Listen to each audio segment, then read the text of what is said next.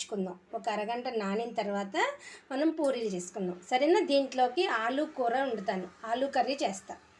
ఇప్పుడు మనం beetroot paste మిగిలింది కదా, దాన్ని ఫిల్టర్ చేయంగా పేస్ట్ మిగిలింది, దాంట్లో కొంచెం వాటర్ పోసి పెట్టుకున్నాను.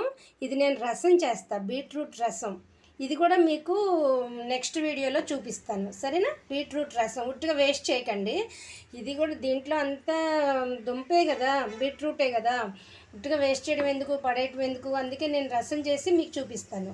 అది నెక్స్ట్ వీడియోలో మీకు అప్లోడ్ చేస్తా. ఇవాళ అయితే పూరీ చూద్దాం మనం. సరేనా? చూసారా పిండి ఎంత కలర్ఫుల్గా టెంప్టింగ్గా ఉందో? సరేనా? పూరీ చేసుకుందాం. ఒక హాఫ్ అన్ అవర్ ఉంచేసి చేసుకుందాం.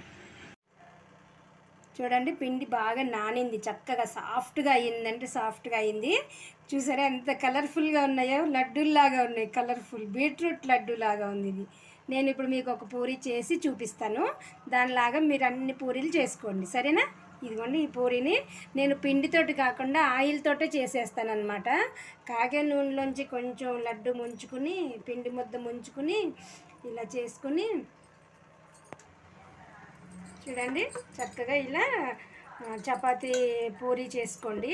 చేసుకుని పిల్లలు బీట్రూట్ తినడానికి ఇష్టపడరు కదా, అందుకని మీరు ఇలా బీట్రూట్ వాళ్ళకి ఏదో ఒక రకంగా పొట్టలోకి వెళ్ళాలి కదా, ఇలా చేయండి. బీట్రూట్ పూరీ అంటే ఇష్టంగా తినేసేస్తారు. చెప్పకండి ఫస్ట్ బీట్రూట్ పూరీ అని చెప్పకండి, తిన్న తర్వాత చెప్పండి నువ్వు బీట్రూట్ తిన్నావు అని. ఇప్పుడు అందరూ చాలా వరకు పాలకూరతోటి చేసుకుంటున్నారు కదా, నేను అందుకని బీట్రూట్తో ట్రై చేశాను అనమాట. క్యారెట్ తోటి కూడా చేయొచ్చు, నేను ఒకసారి క్యారెట్ తోటి కూడా చేసి చూపిస్తాను మీకు. సరేనా? ఇదిగోండి, చూడండి ఎంత చక్కగా పొంగుతుందో. చూడండి చక్కగా పొంగిపోయింది పూరి. వావ్, సూపర్గా పొంగిందండి పూరి. ఎంత టెంప్టింగ్గా ఉండాలంటే అంత టెంప్టింగ్గా ఉంది. నేను ఇంకొక పూరి చేసి మీకు చూపిస్తా. చూసారా ఎంత టెంప్టింగ్గా ఉందో పూరి? చాలా బాగుంది, నాకైతే ఫుల్ హ్యాపీ అనిపిస్తుంది. ఇంత చక్కగా పొంగినాయో చూడండి. పిండిలో కొంచెం బొంబాయి రవ్వ వేసుకుంటే పూరి ఆటోమేటిక్గా పొంగిపోతుందండి.